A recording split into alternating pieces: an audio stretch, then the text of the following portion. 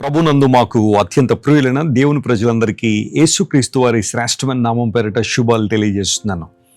మనం 2026 సంవత్సరంలో జూలై నెలలో ప్రవేశించాం. గతించిన 6 నెలలు దేవుడు తన కృప ద్వారా మనల్ని కాపాడి భద్రపరిచి తన వాగ్దానాలు మన జీవితంలో నెరవేర్చి మరొక నూతన మాసంలోనికి ప్రభువు మనల్ని నడిపిస్తున్నారు. ఈ జూలై మాసం మన జీవితాల్లో ఆశీర్వాద మాసముగా ఉండునట్లుగా దేవుడు దీవించాలని మనస్ఫూర్తిగా నేను ఆశిస్తున్నాను. మన జీవితాలను దేవుడు సమర్పించుకోవడం ద్వారా, ఆయన్ను మనస్ఫూర్తిగా ఆరాధించడం ద్వారా శ్రేష్టమైన దీవెనలు మనం ప్రభు నుండి పొందుకుంటాం. ప్రతి ఉదయాన్నే లేచిన తర్వాత ఒక వాగ్దానం మనం ధ్యానం చేయడం ద్వారా ప్రభువుకు దగ్గరగా మనం వస్తున్నాం. గతించిన ఈ 6 నెలల్లో అనేక మంది గతించిపోయారు, కానీ దేవుడు తన కృపను బట్టి మరొక నూతన నెలను మన జీవితంలో ప్రవేశపెట్టారు. ఈ నెలలో దేవుని యొక్క అద్భుతాలు మరియు ఆశ్చర్యకార్యాలు మనందరం చూడాలని మనస్ఫూర్తిగా నేను ఆశిస్తున్నాను. రక్షించబడిన మనం, క్రీస్తు రక్తము ద్వారా కడగబడిన మనం దేవుని స్వరూపంలోనికి మార్చబడడం ద్వారా ఆయన ఎల్లప్పుడూ మహింపరుస్తాం. ప్రియులారా, ఈ జూలై మాసం మన జీవితాల్లో ఆశీర్వాదకరంగా దీవెనకరంగా ఉన్నట్లుగా దేవుని లేఖన భాగాన్ని మనం పరిశీలించేద్దాం. ఈ వాక్య భాగాన్ని ఈ రోజు మాత్రమే కాకుండా ఈ నెలంతా క్లెయిమ్ చేయండి. దేవుని ఆశీర్వాదాలు మనం పొందుకుంటాం. 94వ కీర్తన 13వ వచనాన్ని చదువుకుందాం. మీ దగ్గర బైబిల్ ఉంటే తెరవండి. Psalm 94 and verse 13. భక్తిహీనులకు గుంట త్రవ్వబడు వరకు నీతిమంతుల కష్ట దినములను పోగొట్టి వారికి నెమ్మది కలుగజేసెదవు. That you may give him rest from the days of adversity. నీతిమంతుల కష్ట దినములను పోగొట్టి వారికి నెమ్మది కలుగు చేసేవాడు. కీర్తన గ్రంథంలో ఎన్నో శ్రేష్టమైన వాగ్దానాలు మనం చూస్తాం. ఇవన్నీ కూడా భక్తులు తమ జీవిత అనుభవాల్లోంచి రాసిన మాటలు కనుక, పరిశుద్ధాత్మ ప్రేరేపణ ద్వారా రాయబడిన మాటలు కనుక మనందరికీ ధైర్యాన్ని, ఆదరణ కలుగు చేస్తాయి. ఈ 94వ కీర్తనలో శ్రేష్టమైన వాగ్దానాలు ఎన్నో ఉన్నాయి. ఆ పై వచనాలు మనం చూస్తే, చెవిని నిర్మించిన వాడు వినకుండునా, కంటిని నిర్మించిన వాడు కనకుండునా అనే మాట రాయబడింది. ప్రియులారా, గమనించండి, దేవుడు వినేవాడు గనుకనే మనకు వినడానికి కావలసిన చెవులను ఆయన అనుగ్రహించారు. ఆయన చూచే దేవుడు కాబట్టే మనం చూడడానికి కన్నులను ఆయన అనుగ్రహించారు.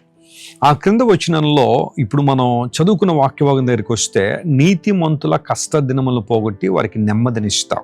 దేవుడు మనకు నెమ్మదిని కలుగు చేసేవాడు. లోకం మనకి అశాంతిని కలుగు చేస్తుంది, అసమాధానాన్ని కలుగు చేస్తుంది, పాపం మనల్ని భ్రమింపజేసి దేవుని దూరంగా ఈడ్చుకుని పోతుంది. దేవునిలో ఉన్నంతకాలం సమాధానం ఉంది, దేవునిలో ఉన్నంతకాలం ఆనందం ఉంది, ఆయనతో సహవాసం చేసినంతకాలం నిర్భయంగా మనం జీవించగలుగుతున్నాం. కానీ ఎప్పుడైతే దేవునితో సహవాసాన్ని కోల్పోయామో, పాపం మనలోని ప్రవేశించిందో, లేదా దేవునికి వ్యతిరేకంగా మనం నడుస్తున్నామో, అశాంతి, అసమాధానము, భయము ఇలాంటివన్నీ మనిషిని కమ్మేశాయి. ఆదిలో దేవుడు ఆదాము హవ్వలను కలుగు చేసిన తర్వాత వారిని ఏదెను తోటలో దేవుడు పెట్టాడు.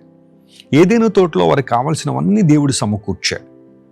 ఎంత గొప్ప సమకూర్పు అంటే, వారికి త్రాగాల్సిన నీళ్లు, తినడానికి కావలసిన ఆహార పదార్థాలు, పండ్లు, ఇవన్నీ దేవుడు కలుగు చేసిన తర్వాత వారితో సహవాసం చేశాడని బైబిల్లో మనం చూస్తాం.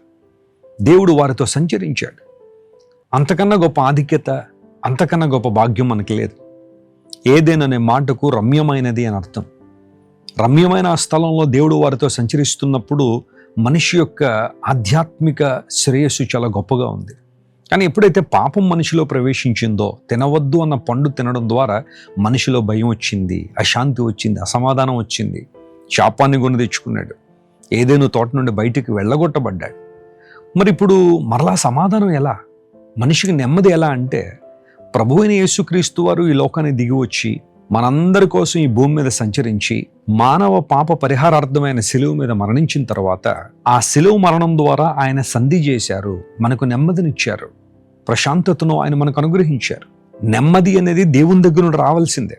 ఈ లోకంలో చాలా మందికి అన్నీ ఉన్నప్పటికీ నెమ్మది లేదు. రాత్రి పడుకుంటే నిద్ర పట్టిన వాళ్ళు చాలా మంది ఉన్నారు. వాళ్ళకి ఈ రోజు ఉంటే రేపు లేదనడానికి కాదు. విస్తారమైన ధన సంపదలు కలిగిన వారు, పేరు ప్రఖ్యాతులు కలిగిన వారు, బుద్ధి కుశలత కలిగిన వారు, జ్ఞానాన్ని కలిగిన వారు, మేధస్సు కలిగిన వారు చాలా మంది రాత్రి పడుకుంటే నిద్ర పట్టక ఇబ్బందులు పడుతున్నారు.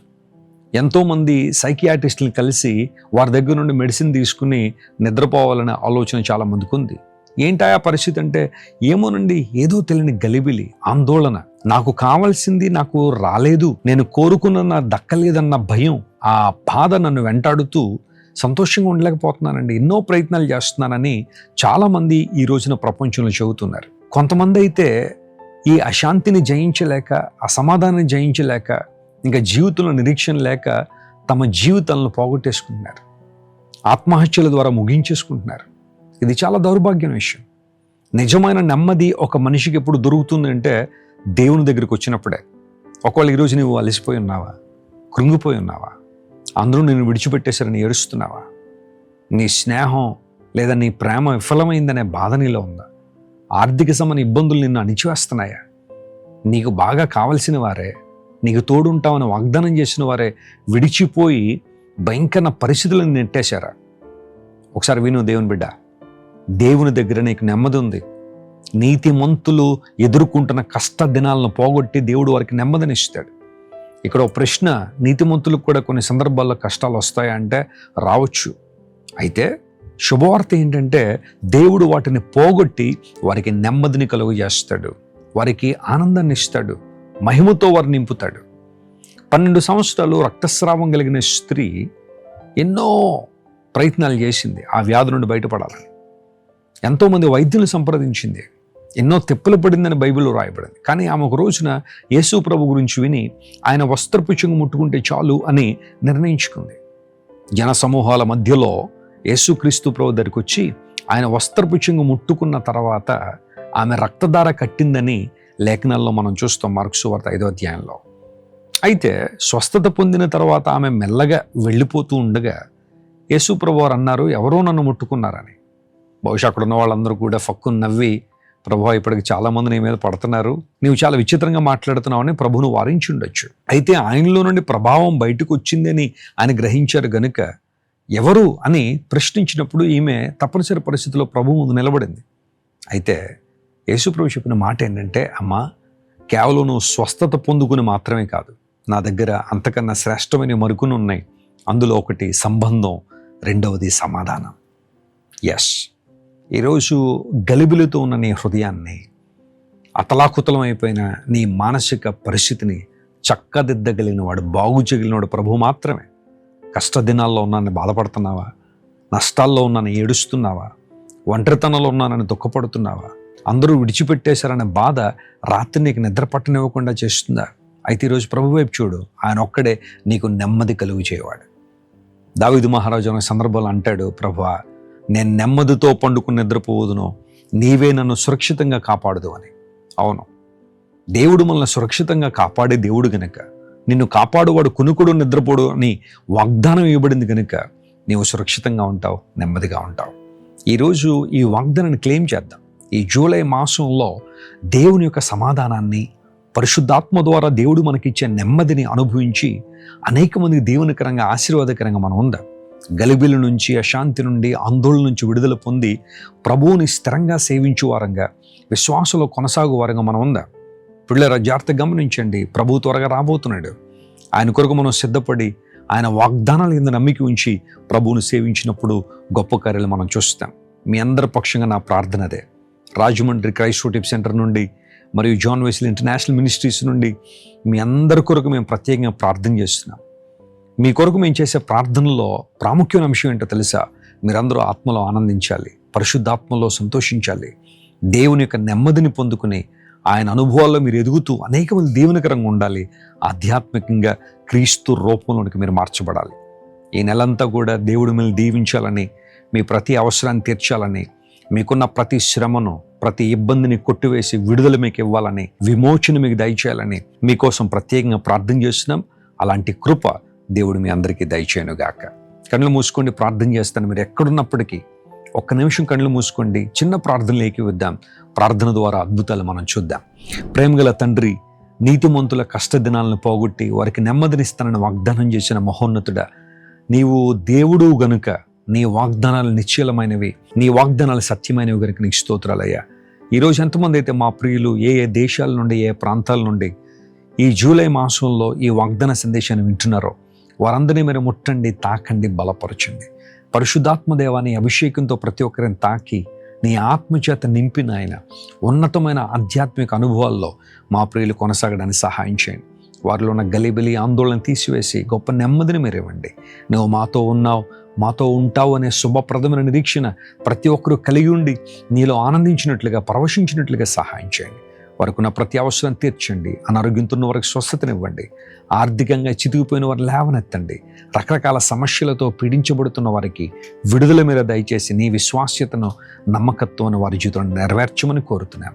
ఘనత, మహిమ, ప్రభావం నీకు మాత్రమే ఆరోపిస్తూ యేసుక్రీస్తు వారి అత్యున్నతమైన నామం పేరట అడిగి వేడుకొనిచున్నాం తండ్రి.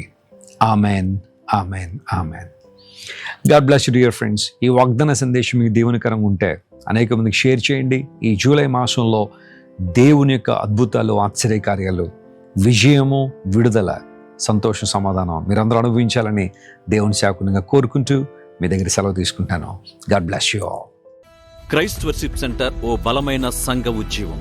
కొన్ని సంవత్సరాల క్రితం కేవలం 2 ప్రారంభించబడిన పరిచర్య నేడు ప్రపంచవ్యాప్తంగా లక్షలాది మందిని ప్రభావితం చేయుచున్నది.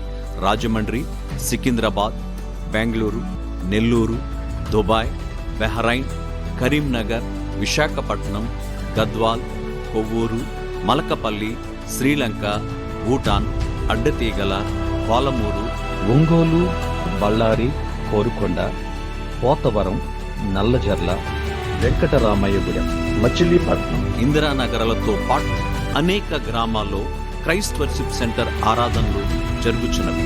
వాక్య సంబంధమైన ఉద్యమంలో, పరిశుద్ధాత్మ సంరక్షణలో కొనసాగాలనుకునే ప్రతి ఒక్కరికి మా ప్రేమపూర్వక ఆహ్వానాన్ని అందిస్తున్నాము. రండి, ఆత్మతో సత్యముతో ప్రభువైన యేసుక్రీస్తును ఆరాధిద్దాం. మీరు ఇంతవరకు విన్న దైవ సందేశం మరియు దేవుని సేవకులు చేసిన ప్రార్థన మీకు ఆశీర్వాదకరముగా ఉన్నదని విశ్వసించుచున్నాము. ఈ సందేశాన్ని మీ స్నేహితులకు, బంధువులకు షేర్ చేయండి. మీకు ఏదైనా ప్రార్థన అవసరత ఉన్నచో మా ఫోన్ నంబర్లకు కాల్ చేయండి. దేవుడు మిమ్మల్ని ప్రేరేపిస్తే విశ్వాసంతో సాగుచున్న ఈ పరిచర్యను ప్రోత్సహించండి. మరిన్ని వర్తమానాలు, పాటలు వినుటకు జాన్ వెస్లీ మినిస్ట్రీస్ అను మా యూట్యూబ్ ఛానల్ను సబ్స్క్రైబ్ చేసుకొనండి. ప్రభువైన యేసుక్రీస్తు కృప మీకు తోడైండును గాక.